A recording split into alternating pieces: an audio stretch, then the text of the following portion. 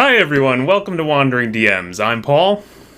And I'm Dan, and on this episode of Wandering DMs, we're going to be talking about Gen Con 2020, actually. So, Paul has run two major panels in the last couple of days, live from Gen Con Online, and maybe you've participated in some games in the last weekend or so. So we're going to be talking about our Gen Con experiences in the past, and the current, and the future, and what that says about other possible conventions.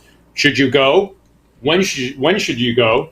Who should you go with? All that and more today on Wandering DMs. Now, Dan, you and I went to Gen Con once together a long, long time ago. We did. Was that 2004, maybe? I want to say. I'm pretty sure it was 04, yeah. Yeah, it was 04? It was 04, okay. yeah. That's great. Yeah. That's great.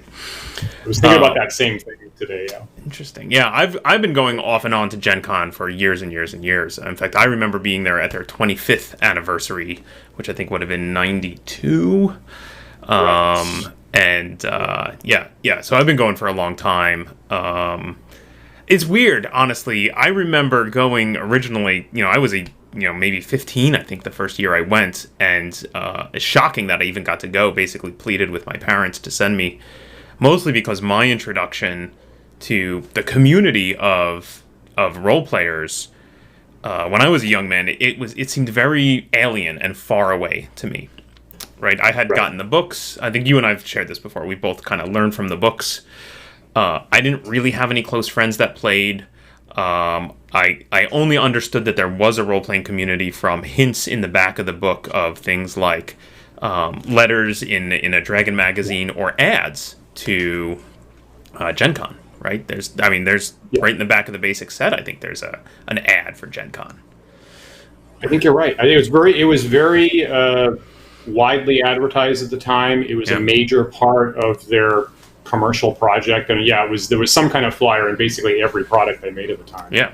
So I was aware of that, and being kind of isolated in my fandom, pre-internet, right? And I had no friends who really played, and it was just me reading the books, desperate to play the game. Begged my parents to send me off to Gen Con, so off I went. And it was a weird time, I think, to go to Gen Con back then, and it's definitely very, very different now. I think that's the most amazing story that you've shared with me about your gaming history, about being allowed to go into Gen Con by yourself at that age, and being supported by your parents on that, because where I was the opposite. It was a struggle, and there was a point where I asked to go to a D&D summer camp, and that actually got among the most negative reactions of anything I ever did, actually. So I'm fascinated by that. I'm fascinated by that story. That you got to go at such a young age on your own. It's just my parents were really super heroic, or insane. I don't know what they were thinking. So I think the first year I went, my dad basically got us tickets to fly out. I grew up in New York. We flew out to Milwaukee, which is where it was back then. And he knew nothing about the hobby, and nor was he really interested in it at all. He went just to support me and just to have a little fun for himself. What he did was we flew out there. We stayed in a hotel together. He would, in the morning, in the rental car, drop me off at the convention center, be like, have fun. And then he would go off and mostly go to ball games. He went to a lot of ball games and generally toured Milwaukee or whatnot. And then in the evening, he would pick me up and we would go out to dinner together and we'd hang out for the evening. And that was my first Gen Con experience, which is just And just to be clear, you were what age, to be clear? Because I still have trouble wrapping my head. I was 15. Okay, that's good. That's good. Yeah. At that point, I probably had a semi-regular D&D group, right? I feel like I really got into D&D maybe when I was 12, and from 12 to 15, it was purely a theoretical thing, right? I maybe played a game once in a blue moon, convinced some friends to play, and the maturity level wasn't really there for them to take it seriously or whatnot.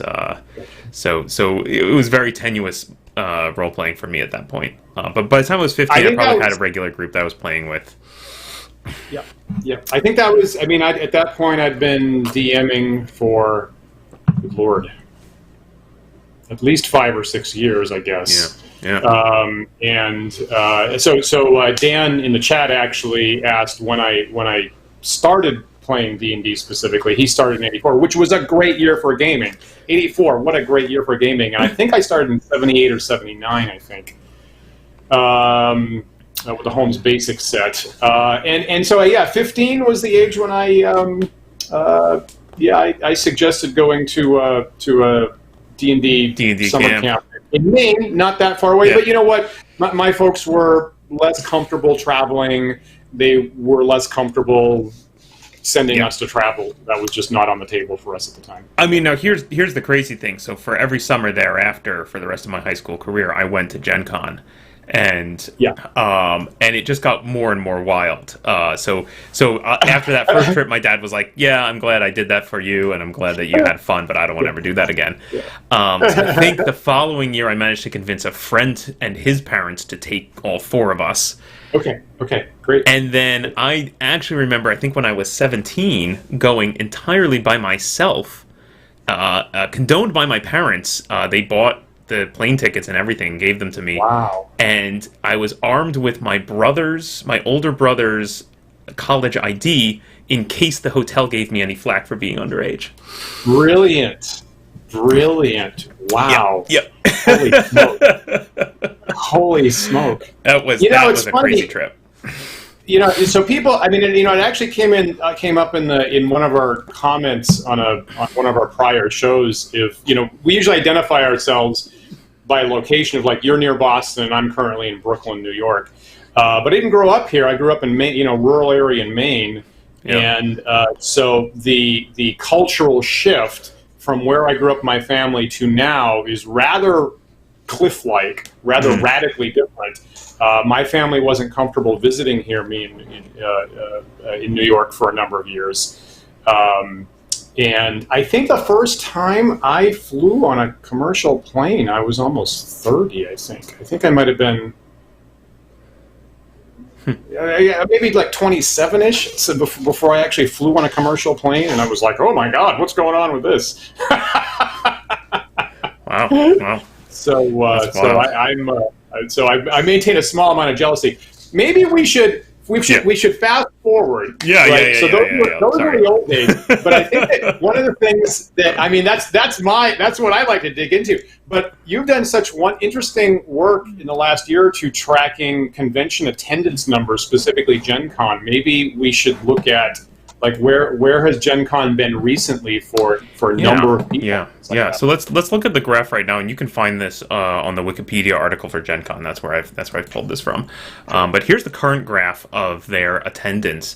And I remember for many years on my blog, I've posted snapshots of this graph, and it's definitely changed quite a bit over the years that I've been tracking it. Right. The really fascinating thing is, it was just this exponential growth, and then kind of flatlined in the late 90s. And then we thought, oh, that's it. That's as big as Gen Con's gonna get. And then suddenly it took off again, right? Right. Right. Yeah, it's very strange. But that's so I was probably going to Gen Con at the very tail end of that first exponential bump up, and then throughout the whole sort of, well, this is how big Gen Con is.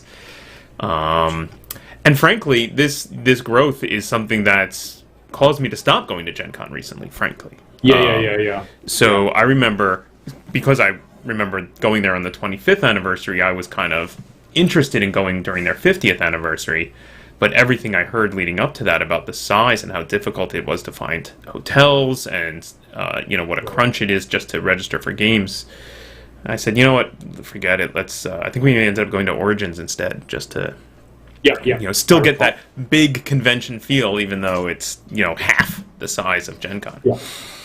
Yeah.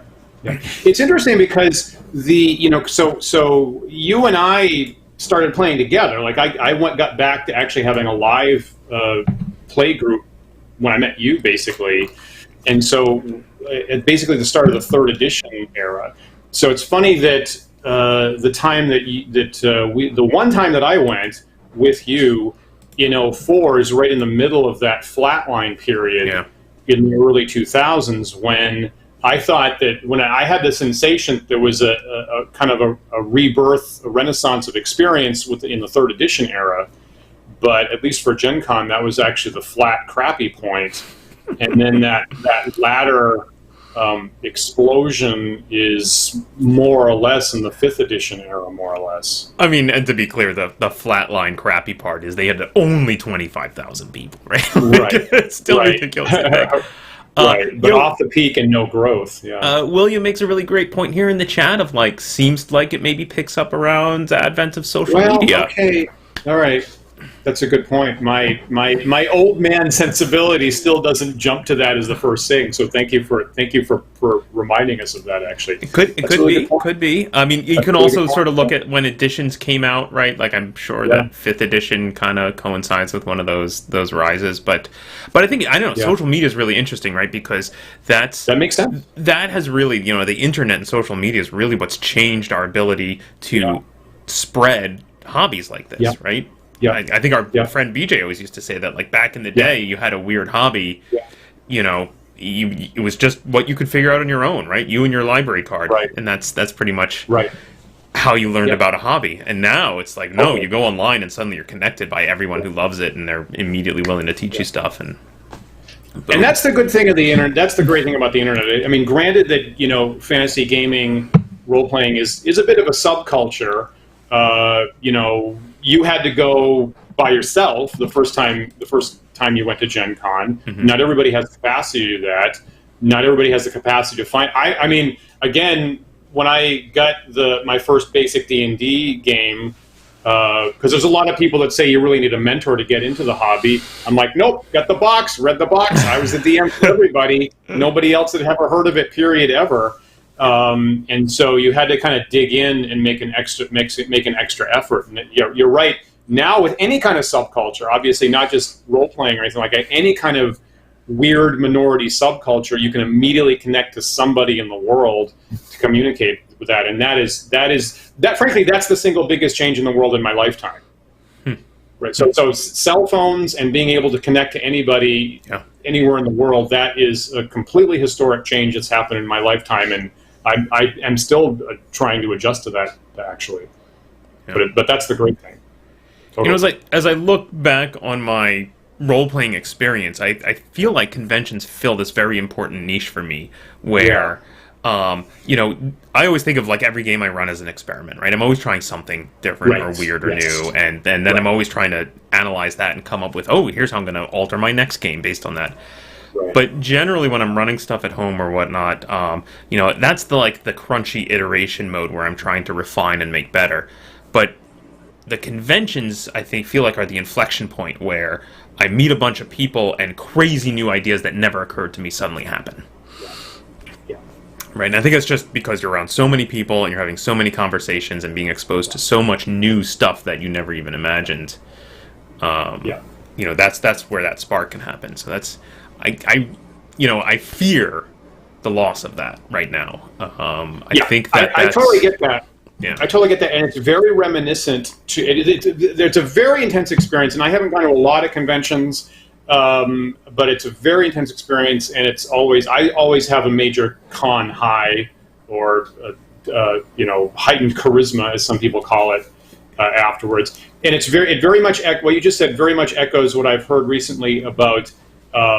The theory behind Silicon Valley of put a bunch of, really intensely interested people together in a small space. There will be entirely unpredictable connections happening and brainstorming happening, and there will be ideas that pop up that nobody could have had in isolation. Yep. And with the distance working that's currently happening, there is some concern about will those surprise, serendipitous meetings show up, and people are trying to have simulated versions online, but I think the jury's still out about whether that is still a silver bullet or not. Yeah, I mean, you talk about a lot of people in a small space. Conventions are absolutely that. I'm going to just jump to our picture here of the crowd gathering to enter Gen Con. I don't remember what year this is, but I think it was last year. right, there we are. I remember this, the opening day of Gen Con as they're about to open the exhibit hall, just the crush of the crowd. Right. I continue to say, regardless of how things progress with the pandemic, whether or not a vaccine eventually comes, I think this kind of scene is the last thing we're going to see come back. Yeah, right? Yeah, Like it kind of has to. Yeah. It has to. Yeah, other activities will percolate back at different times, but this one's, man, no one's going to feel comfortable with this for a long time, I think. I would expect so. Even, I mean, as you said, you'd stop going to Gen Con anyway because of the large number of people. Not everybody's comfortable in that kind of situation. When I saw this particular shot, I think as a video last year, I was like, yikes! And I called in disinvited artist Isabella Garbani to see. I say, hey, look at this, and I just started. She was like, nope, and walked out that door right there. Just as soon as I hit play. So that is a lot of people, and we have enjoyed conventions very, very much. But those super giant ones, they are. I mean, even PAX, even the PAX that we went to recently, PAX Unplugged. Was the hike around. Yep. Yep. There was a lot of hiking. It seemed like large distances. Yeah. Now, my main gripe, honestly, is with the size of Gen Con these days is not the sheer number of people in the packed crowds. Honestly, I kind of like that stuff. But it's the logistics. They've hit a logistical wall a little bit over there. The fact is, if you're traveling from afar and you want a hotel, and you want a hotel that's within walking distance of the convention, because of course you do, then you had better be online at exactly the right time, pressing the button. You better have a good internet connection, because they're gone in under an hour, right? And I just can't deal with that. I just can't deal with that. I feel like PAX Unplugged, and it really is just a matter of scaling the technology, scaling the servers, getting a better back end, and scaling the location, right? Fine, maybe they've outgrown Indy at this point, and they should be looking for larger venues. I think have they announced a change from Indy? Now I can't remember. I thought that a year or two ago. I mean, who knows at this point, though, right? I mean, all bets have got to be off at this point. Sure. I'm thinking I thought I saw an announcement for 2 years ago that they had planned a change 5 years in the future or something like that. What seems to me. I don't know if they planned a change. They might have said something like, "We have a contract up until." And it's nebulous after that. Right. Which you have to say for negotiation purposes. But it's tough. And it was compounded by, there was a time there where the convention center was under construction, so parts of it were not available. But I remember having to just hike across town because I have 10 minutes to get from game 1 to game 2, and they're in ballrooms of different hotels that are many city blocks apart, and I'm running to get to them. And that was. And the other thing that's really uncomfortable is the registration process. You get online and you hit the refresh key, and everybody is contending for their favorite slot in the first 15 seconds or so. And we're spoiled. Again, every April we have a house convention that Paul organizes, and he's written custom software for the registration system. And it's by far the best registration system I've ever dealt with by a light year. And it's more or less kind of a recreation of what happened by mail in the 80s. Of you list a prioritized 1 through 20 games you'd like to be in, send it in, and then at some later point, it comes up with the best optimal match for everybody's prioritized selections, and there's no rush, and we do it in a relaxed fashion. Now, I guess you've said maybe that wouldn't scale to something with 50,000 people in it. But nonetheless, as an end-user experience, we are completely ruined. We are completely ruined for any other convention registration because everything else sucks. Thank you for the praise. It's a problem I've thought about a lot.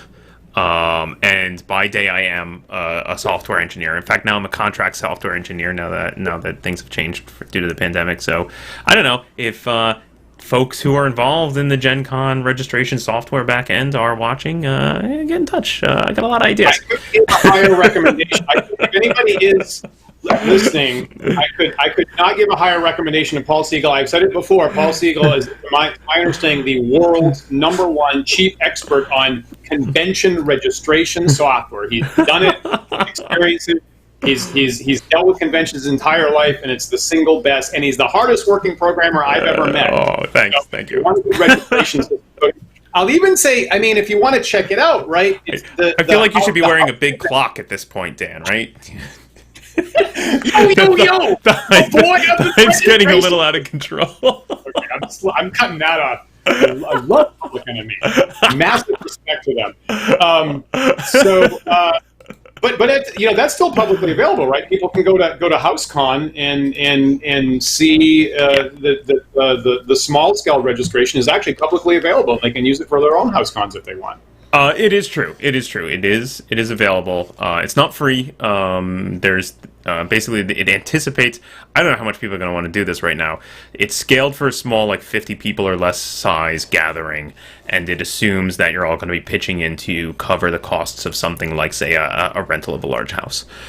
Again, like right now, maybe that's not a thing that people are really doing.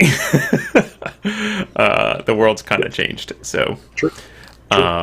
Let's talk about that a little bit, because that's really, so we've just gone through, we hosted a couple panels for Gen Con Online. Gen Con, I think, actually has done a really good job of adapting to the online system. I've also done some other online conventions. We were at Con of Champions. So I'm actually pretty reasonably impressed with how Gen Con has pivoted on this one. Great. There's a couple of things that stand out to me that I would call out. One is something that actually struck me as really weird up front, which was that they insisted that when I was signing up to run these panels, that I treat it like it was going to happen at a physical space. That meant, not publishing where it was going to be seen, right? The actual Twitch URL did not go in the description. Having a limited number of tickets, right? And they wanted me to specify a max number of tickets. And the funny thing is, even though they're free, and obviously our panels were public on our Twitch channel, anyone could watch, I think having that registration process and building into their hype train meant that folks found the stuff they were interested in, they bought tickets, and once they had bought, $0, but they had bought tickets, and once they had tickets, maybe they were then inclined to show up, right? That makes sense. So, sense. So I think it actually worked really well. I see in the chat I think our new viewer Winter Bunny is agreeing with you that Gen Con did a lot better than other conventions. Like, I'm wondering if anybody in the chat wants to share what other online conventions they've participated in this year for comparison purposes. I guess we'd be interested in hearing that. Would be interesting to know.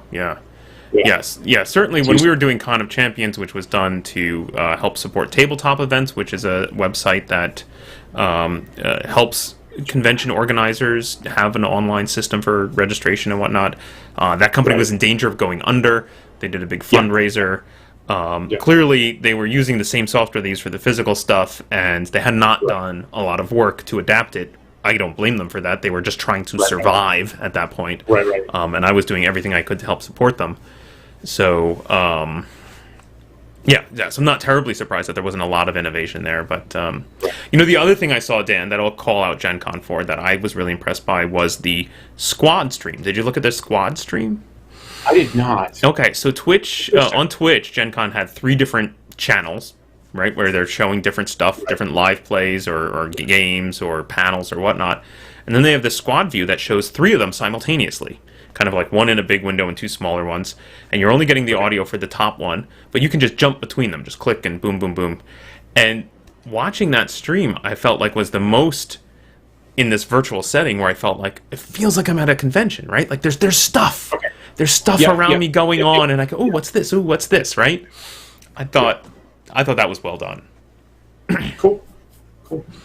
I see Dan saying that he was kind of disappointed by Comic-Con. When was that, actually? Was that just in the last month? I feel like that was fairly recent, right? I think that was within the last couple of weeks. That's an interesting case, because I kind of wanted to say, well, look, Gen Con's had a little bit more time than some conventions to pivot. So the whole... Yeah, there you go. Thank you. So the whole, switchover happened in March, and some conventions were scrambling last minute to make changes. I mean, again, we were at PAX Unplugged, like just days before everything got locked down, and then we had like half attendance from normal. And so I was going to start to say that maybe Gen Con's had a little bit extra time to do a better job, but if Comic-Con wasn't great and Otakon wasn't great, just in the last week. That's praiseworthy for Gen Con doing a good job. I mean, I think that they were under a time crunch when they were adapting, but I will say this, right? Like, first of all these conventions, they're making it up as they go, right? So not surprised that some are doing better than others, because, you know, whole new ball game, and we're just trying to figure out what are the rules, right? The other thing is, like, Gen Con probably has an advantage of, like, I'm gonna guess budget, right? I think Gen Con's got some full-time employees that they can throw at the problem.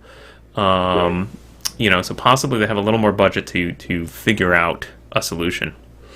Or, you know, or they just did a really good job, you know? Yeah, sounds like they did a really good job. Yeah. Everybody's been really praising what's happened this weekend. So it'll be interesting stuff like in the near future. You know, obviously nothing's as big as Gen Con, but ReaperCon Online is the first weekend in September.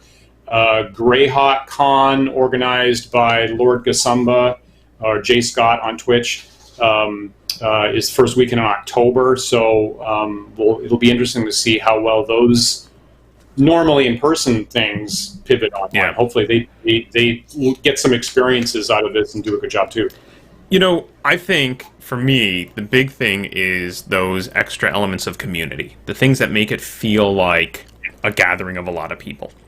Yeah. Which is hard to do when the individual experience is you're still at home at your computer looking at a computer screen, right? Like, I think we saw this in a small scale, right? So when I ran the panels last night and the night before, you know, I reached out to a whole bunch of guests. And so we got a whole bunch of guests, and so we were really trying to not overdo it and have like 50 people on screen at once. So on our end, it was just me on camera. And so that left you, Dan, to be on the chat and helping, you know, interface with the audience in the chat and helping feed the Q&A section so that the questions would come up. And I think that really helped, right? I think those panels stood out to me because you were engaging with the people in the chat. And you know, the funny thing is that is not a task that I've ever done before. I have not done a moderate chat kind of thing, and I found it to be really surprisingly enjoyable. I actually really liked it. As we mentioned afterwards, I kind of liked the less pressure from normally being on screen. And I love being on screen, frankly. I love performing, you know, in our games. But I could just kick my legs up here and actually listen to you guys for a while and think about what I was about to type instead of just blurting it out because I have to fill up the air. So actually, I really enjoyed that live chat that we were having the last 2 nights. Yeah, that was really nice, and I think that again, it helps make it feel more like a big community activity rather than just, you know, talking into a can. You know, it's funny. So Winter Bunny is saying that you hadn't used Twitch before, and actually, we ourselves are kind of having. So we, you know, currently simulcast to both YouTube and Twitch, and up until just recently, our main emphasis was YouTube. Yeah. And we've had so many great responses from being on Twitch in the last couple of weeks. We are currently behind the scenes having a debate about which one we should prioritize, actually. So we've had a very good time on Twitch in the last couple of weeks. Yeah, I think that's totally true. You know, I spent a few weeks a while back digging into Twitch just on my own, doing silly, you know, playing random ancient video games that I'm sure no one cares about, but mostly just to, like, understand the interface more and, like, actually engage with it, because it's very easy for us to just use this third-party tool that just sends our stream out to multiple sites and just say, we're on Twitch, it works. But actually, like, dig in and, like, figure out the tools and engage with that community it's been really rewarding. I mean, I was just learning stuff last night, actually. Because I was on the Twitch stream for the first time, and I was like, how does this work? I can just get a user's name like this? Great, wonderful. Clever. Yeah, it's pretty good. It's pretty good. Yeah, so I don't know. It'll be interesting, I think, for us to see. You know, in the past, our shows, a lot of our chat has come from YouTube, and we're curious to see now if we'll see an influx of that of Twitch folks as we try to engage more with that audience and hopefully, you know, up our game, essentially, right? I know it's on us to up our game on Twitch to see if we can hang on to some of those folks that we brought in via our panels. Yeah. Hope we can. it's been very rewarding, and we've gotten great support from people like Lord Gasumba when we were on his show a couple weeks back. Yeah. Do you think, to bring it back to conventions, do you think that we all agree that we're not going to dive into 50,000 person conventions all piled up on top of each other?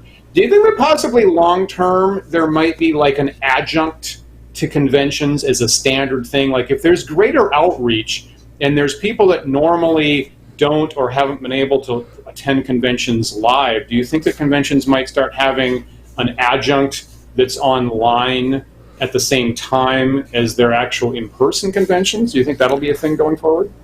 I could see it happening, or possibly a bifurcation where you get online conventions versus the live convention, right? Like I could see a world where there's like, Gen Con's still doing its thing in Indy every summer, and then there's like a Gen Con winter from home online that happens at the 6-month point or something like that.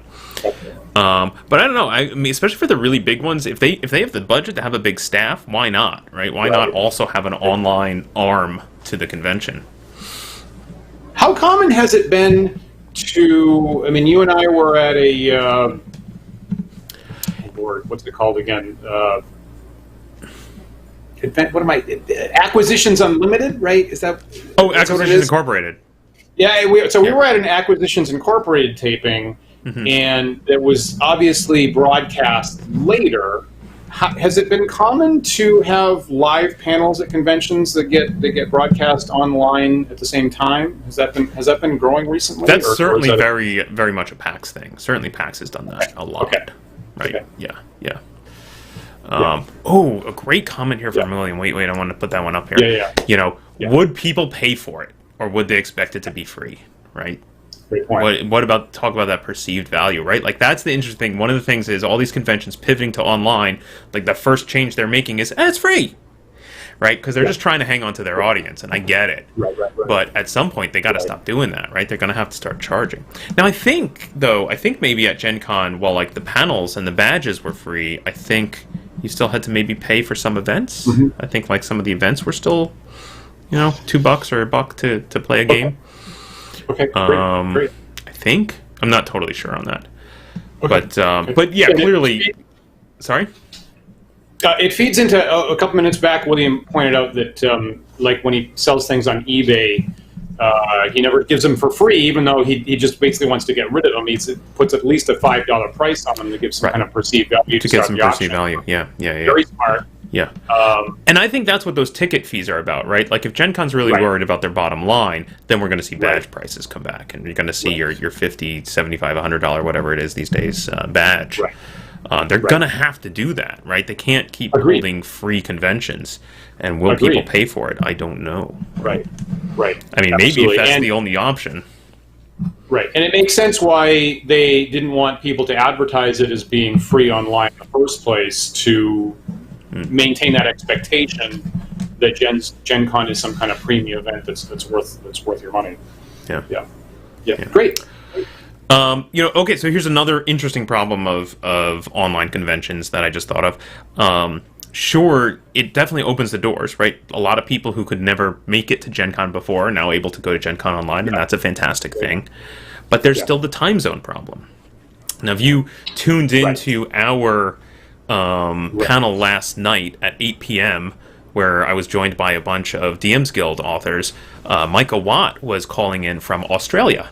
And you may not realize that while we started at 8 p.m., he started at 8 a.m. He was a full 12 hours off from us. And that's why the panel was scheduled for that late, was so that he could join in at a time that was reasonable for him. But there's a lot of other stuff. Like he was mentioning to me, there's like a lot of the stuff in Gen Con he just couldn't possibly go to because it's going to happen in the wee hours of the morning. Yeah, understood. Yeah, it's funny. Even we have. I think I can say this. I mean, these things are all tentative. So if I say a future looking statement and it turns out not to happen, hopefully you don't hold it against us. But we have Sean Reynolds booked as a guest on the talk show in a number of weeks, and he's on the West Coast. And I think when we schedule this particular talk show for 1 p.m. on Sundays, I go, that's convenient. You can get up, you can have brunch, you can watch it. But it is quite a bit earlier. on the West Coast. So it was a little bit of a burden on a Sunday morning for him. And then later than that, we have Shannon Appelkline booked, who does all the classic historical biography stuff on DM's Guild, on Drive-Thru RPG. And he's in Hawaii. So when I asked him to be on the show, he was like, really? That's really early in the morning for me on a Sunday. And because of that, he specifically asked to be booked the weekend after daylight savings time changes, because they don't use daylight saving times in Hawaii, and therefore technically for him it's at least an hour later after the switch, and we were dealing with all that. And yeah, so dealing with so that's just one person at a time every other week. Yeah, and if you're doing that for a whole convention with 50,000 people all at once, it's a much larger issue. Yeah. I mean, that's if you recall, like when we had Joe Manganiello on the show, he had just rolled out of bed, right? He was early morning for him. Right. I want to think when we targeted 1 o'clock, we did think about, sometimes we'll be dealing with West Coast people. Maybe that 3 hours is still it's like 10 for them. So I think probably we're thinking of viewers, right? Oh, a viewer at the West Coast is watching it at 10. That's not terrible. But yeah, I don't know. Maybe we need to be a little more fluid with our scheduling, or maybe we need to be okay with pre-recording stuff and then just showing it. I don't know. But let me tie it back to conventions. So what does that mean for conventions, right? Right. This was actually a huge problem for me at Con of Champions, because the assumption on their software is still that it's at a physical location. It didn't even do any time zone translation in their website, and I constantly had to do the mental math of knowing they think it's Central Time, I'm in Eastern Time, so I gotta change the time zone. Fortunately, Gen Con got that one right, everything, or did they, or was it just conveniently in my time zone? I'm not sure. I'm not sure now. And certainly everything I looked at said Eastern Time, and I was happy about that. Right. Dan mentions in the chat of having the reverse problem in England, right? Where they're what are they, 5 hours ahead, right? So let's see. And we have been dealing with that with booking for the Big Bad. We have at least one guest who will be dialing in from the UK, so we had to schedule for that. And William was talking about students at a school, and I had a student of mine from South Korea, and when the coronavirus hit, that gentleman went back to South Korea, and then he was taking some of my tests at like 2 in the morning, which I kind of felt bad about, but there were other issues that kind of constrained me on that. So does that mean that conventions will start to try and be more global and have more stuff at every hour of the day to appeal to everyone? Well, if they do, does that mean you're just going to see, like, if I'm in Australia and I'm attending Gen Con, are all my events going to be run by Australians because they happen to be in the same time zone as me? I kind of want that. I don't want everybody to be all in Australia, but or in other words, we're all going to Australia. You heard it here. We'll see you there, everyone. I don't want everybody to be stuck with the people that they would normally be interacting with anyway. But wouldn't it be really nifty if conventions went global and had round the clock sessions? And because there are some people who are night owls, such as myself, that would be perfectly happy to be at a game at 1 or 2 or 3 a.m. our time. Would be really pretty sweet, actually. Yeah, I did casually, when I was looking through Gen Con's schedule, did notice that they had some very late night events. But I think that's also typical for Gen Con. I remember going to a Gen Con once and meeting this guy who said he didn't get a hotel room when he comes to Gen Con. He's like, I don't bother with a hotel room. I just take cat naps wherever I can, and I just do 4 days of convention. I'm like, that's hardcore. That's nuts. That's really hard. That's really hardcore. Yeah. Both respect and pity for that person. That's mad. Wow. Wow, that's super. That's super. So I don't know. I guess it'd be interesting. I mean, I don't mind the idea of having this sort of more global time zone mentality. I'm just curious about the logistics of it. How do you make it work? How do you make sure that if I'm the organizers of Gen Con, how do I make sure that there's enough stuff happening at every hour of the 24-hour time cycle? Or do you just say, it'll come out in the wash, whatever? right? There's another interesting aspect I'm just distracted by our commentators saying that they're early risers and get up at 3 or 4 in the morning. What are you doing watching this show? I'm like completely rattled by that. I'm like, oh my God. Good for you guys. I wish I could do that. Holy smoke. Amazing. That's impressive. Yeah, I was just talking I don't know to. what you were just asking me, Paul. I was up past midnight last night, and I was telling my wife that I get very upset when I'm up past midnight because I know that my internal clock is going to wake me up at 7 a.m. regardless. Gotcha. So, like, every hour past midnight is a definite 1 hour less that I'm going to get of sleep. Yeah, I'm more or less just a random number generator on both ends, so it's just like I know it's going to be a multiple of 1.5 hours. That's all I know. That's it. Like I always sleep. I always sleep D4 plus 2 times 1.5 hours is basically my sleep schedule all the time. That's delightful. I just love the idea that I imagine you in your nightcap walking over to the nightstand, pick up the D4, tick. Okay. The funny thing is, okay, see, I'm going to regret all these revelations. I don't wear a nightcap. I actually wear a balaclava. I actually wear the balaclava that I used to use when I was racing. I didn't imagine. I thought I was being silly. I didn't think you actually wore any headwear whatsoever to sleep. Well, Paul, you would have seen it when we share a room at a convention, except that you go to sleep so early. Yeah. Oh man, you know what? It's totally true. This problem, sleeping with that. This problem is not at all unique to online conventions, right? I'm thinking now of you and I going to TotalCon and your plight at finding food at the right times. Yes. Yeah. Dan was in this weird schedule and wanted to eat at like 10 o'clock at night. And, man, there was just nothing. And it was a comedy of errors, him trying to find food at that time of night in Marlborough, Massachusetts, which is not exactly a metropolitan location. And the thing is, the convention document said there's a snack bar at 11 p.m., and so I kept going from station to, like, where's the snack bar? Where's the 11 p.m. snack bar? And everybody's like, I never heard of it. Maybe it's over there. Maybe it's at item location B. Yeah. And I go to, where's the snack bar? Well, maybe you should check A. The A just sent me here. Maybe you should check location C. You should check the front desk. And within 2 days, the security is recognizing me as the guy trying to get food at 11. And random staff people are showing up saying, "Sir, here's your sandwich," out of nowhere, and it never happened again. It doesn't happen twice. It's not dependable, but people are just showing up with random sandwiches after a while. That's right. You had a lot of sandwiches handed to you. It was movie. Yeah. I mean, that's just illustrative, I think, of just how much of a logistical nightmare putting on a convention is, right? The person who wrote the schedule is not the same as the person who's manning the front desk, is not the same as the person who's setting up the food. Then, now, take that from your 2,000 person local con at a little hotel in Massachusetts and expand it to a 70,000 person convention. That's online now and distributed, and I don't even see the people I'm talking to apart from, like, scheduled online interactions. Wow, that's wild.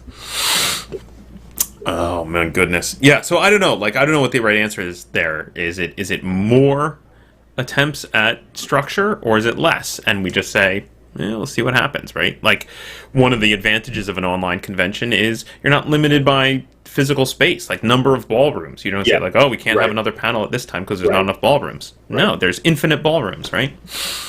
Right.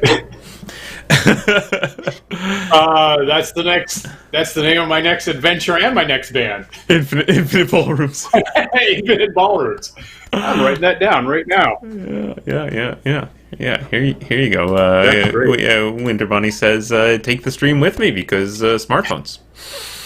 I'm always in the ballroom. Yeah. And you also made the point earlier of you could look stuff up. You could have multiple devices around and make it really easy to look stuff up that you needed during an event. And I've taken advantage of that myself.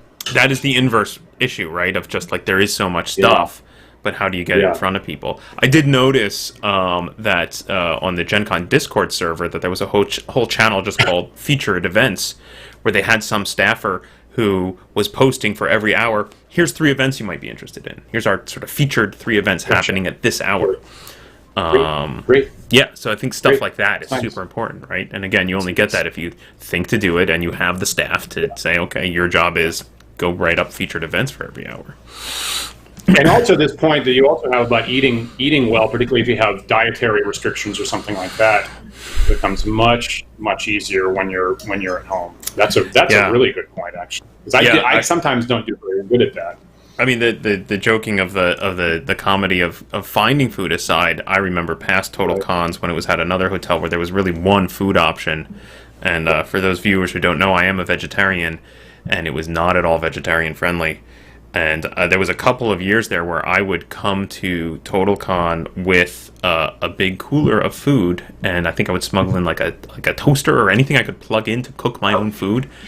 And I was just self-sufficient in my hotel room because I was like, because it was combined by the problem of it happened in February in Massachusetts, which at that time meant feet of snow. Yeah. And so if you dared to leave, you probably weren't going to find parking when you returned.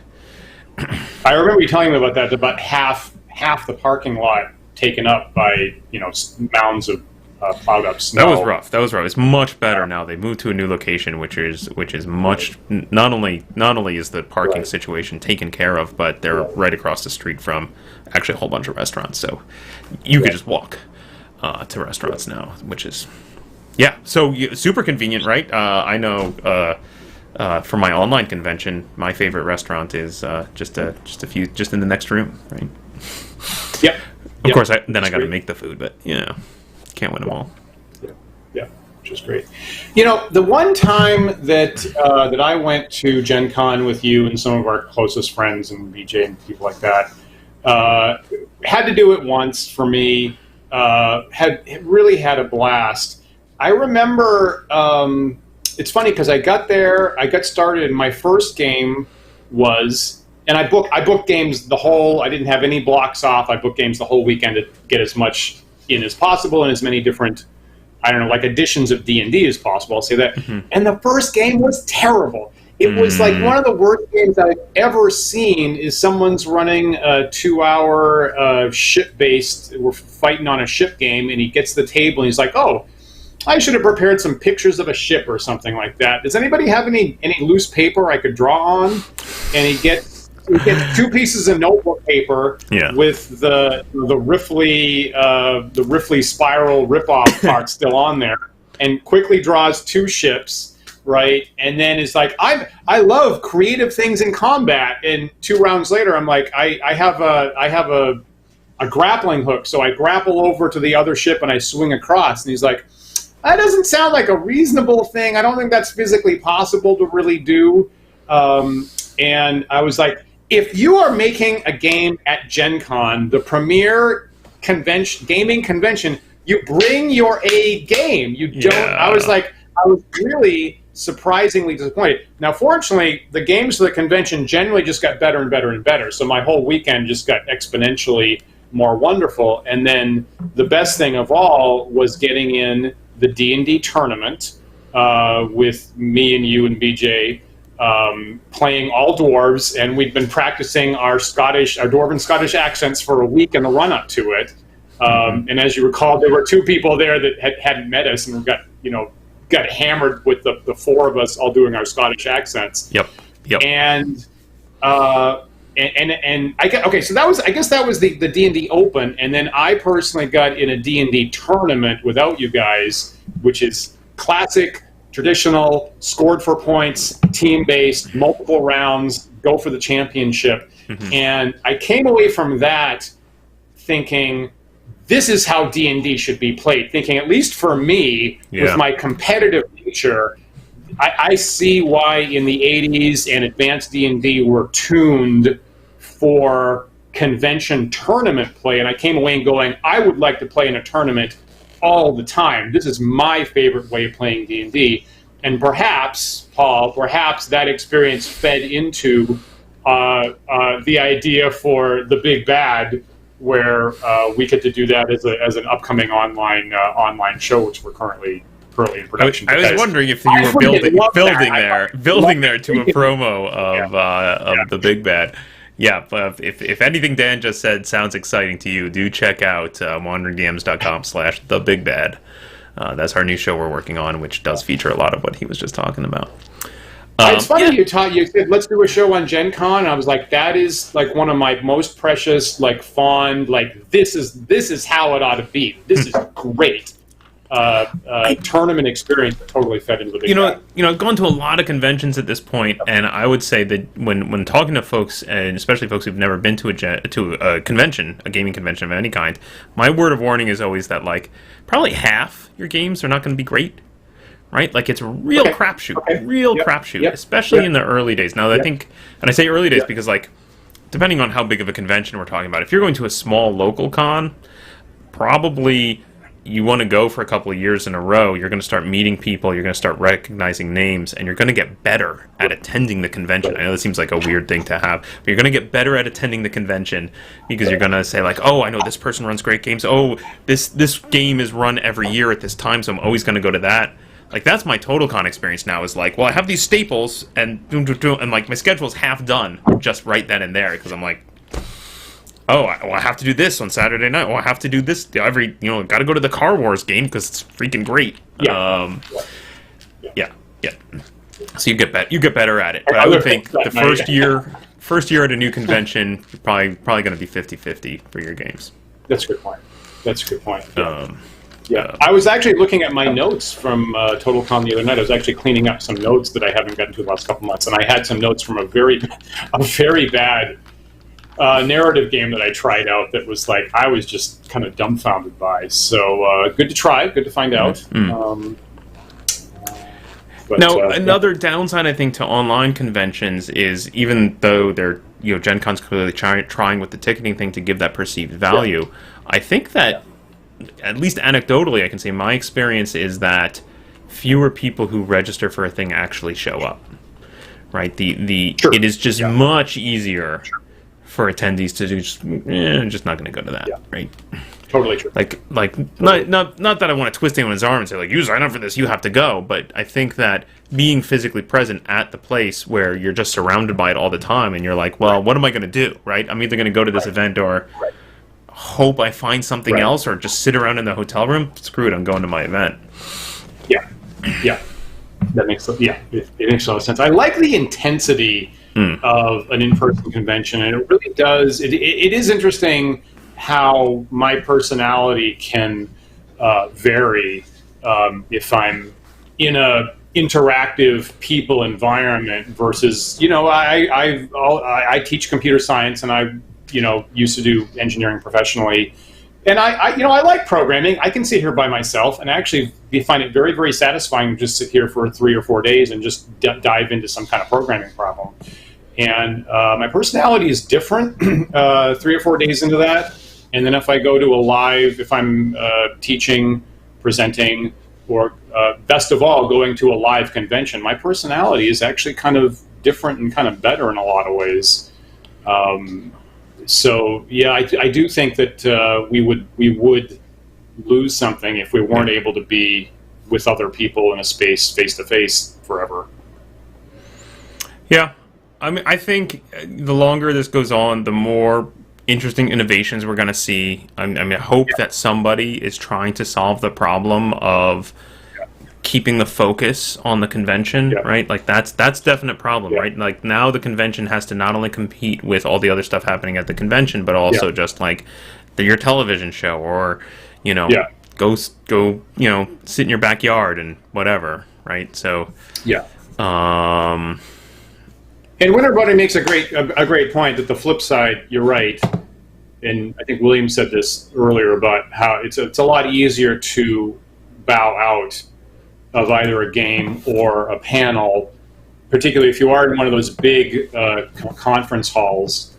And you kind of have to make yourself seen a little bit. I tend to be a little shameless, slightly more shameless than some people about that. But we had to do that at PAX. Mm-hmm. Actually, we didn't stay for the entirety of Acquisitions Incorporated. Right. And I was in one game.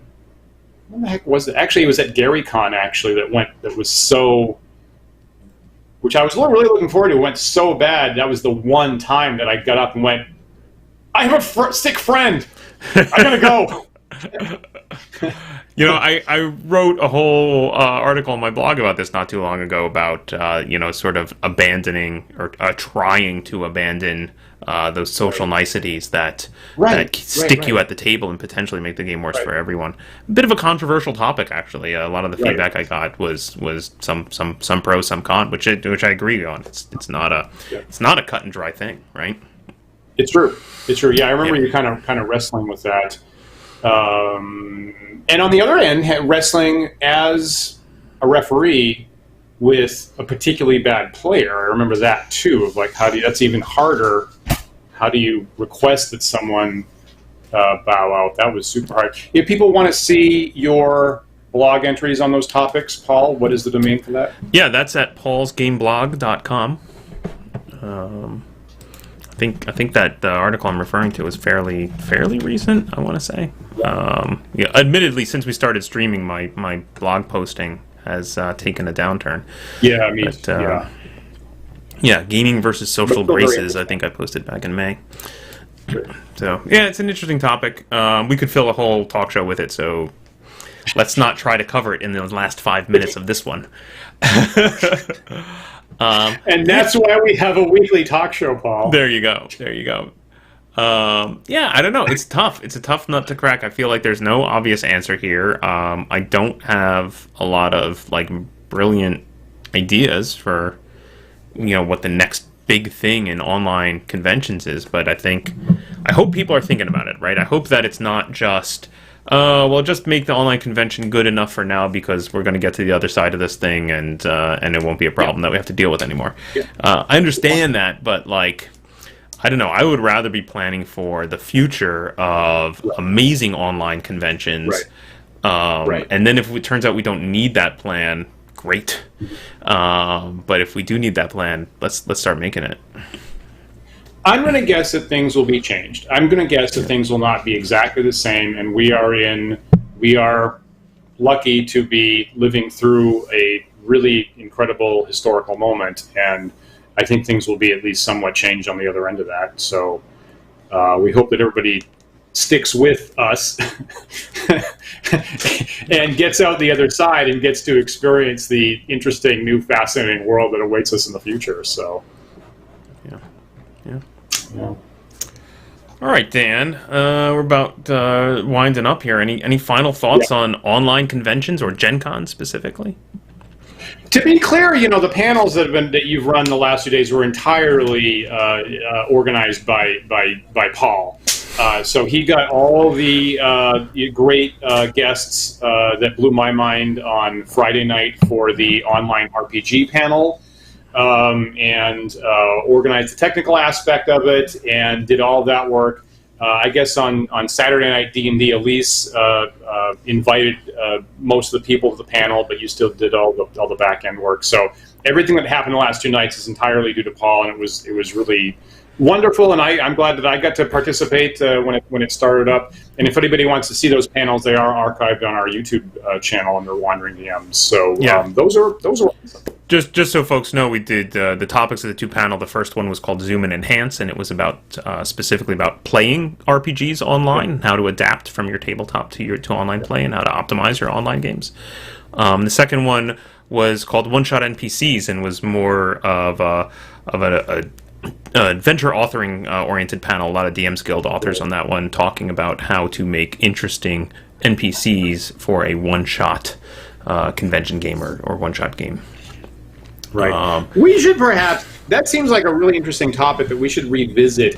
Yeah, the one-shot NPC thing, I guess for some reason that's sticking in my mind because I didn't agree with everything. There were a couple things that some people said that were a very different take on it. Mm-hmm. And of course, they were all DMs Guild authors, so they're thinking specifically about writing for publications for mass distribution.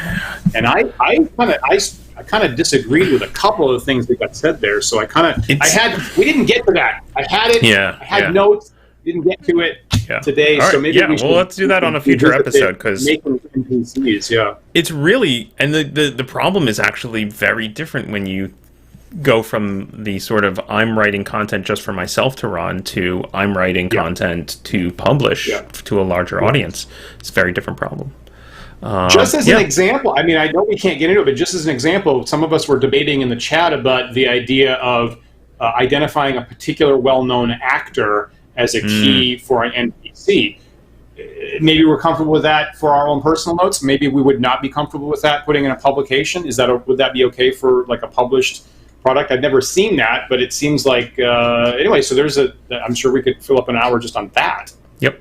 Great. Well, I guess it sounds like we have next week's topic, or then maybe have a guest next week. Okay, definitely a future show. We will discuss that topic. Great. Excellent. Any final thoughts on Gen Con?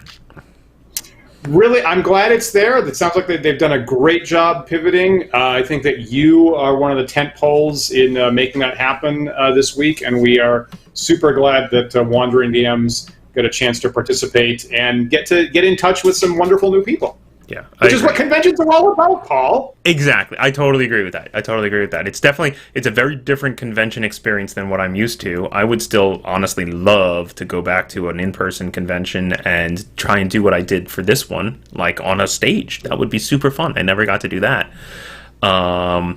But I'm glad anyway that we've managed to pivot and get that, what you're talking about, that sort of meeting of minds and talking to new people and getting new perspectives. That's definitely what conventions are about for me.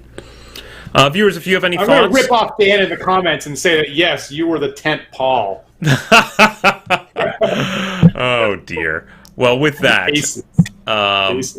if you have any thoughts, folks, for us on online conventions, brilliant ideas about how we can maybe make them feel more social and compelling and interactive and maintain folks' focus throughout the convention, I would love to hear that. Please leave us comments here in the video. We would love to hear from you and possibly spin off yet more topics for future episodes of Wandering DMs. Yeah, feel free to suggest stuff. We like that a lot, actually. That helps us out. And if you are new to the show, remember that we are on several types of social media. We have the handle Wandering DMs, all one word, any place that we're on, such as Twitch and YouTube and Twitter and Facebook, and also our main website, wanderingdms.com. Yeah. You can also listen to our show as audio-only podcasts if you want to, give a listen while you're driving somewhere or doing yard work or what have you. You can find those podcasts on our website at wanderingdms.com and also on a variety of podcast carriers like Google Podcast and iTunes and Spotify. If you are listening to this right now on one of those carriers, please take a moment to rate and review us. That helps us out a lot. It really does. And as always, thanks to our patrons who support the show financially every month. We could not do all the things we do here without your help. If you would like to join them in supporting the show, please visit patreon.com/wanderingdms. Remember, we are live with our flagship talk show here every Sunday, 1 p.m. Eastern Time. We have the Dev Diary on Tuesday night at 8. When we will update you about our progress with the upcoming The Big Bad Show and what we've done with our new shoot a couple days ago, actually. And boy, my arm's tired. The Thursday, Paul has live play of 10 Dead Rats, the D&D Warhammer mashup. And then Saturday nights at 9 o'clock, Isabel and I usually have a war game where we play test my Book of War minimalist war game rules. So look for all that and more. Yeah, we'll be back with a talk show next Sunday at 1 p.m. Eastern Time, so please join us then for another thought-provoking discussion. We'll see you then.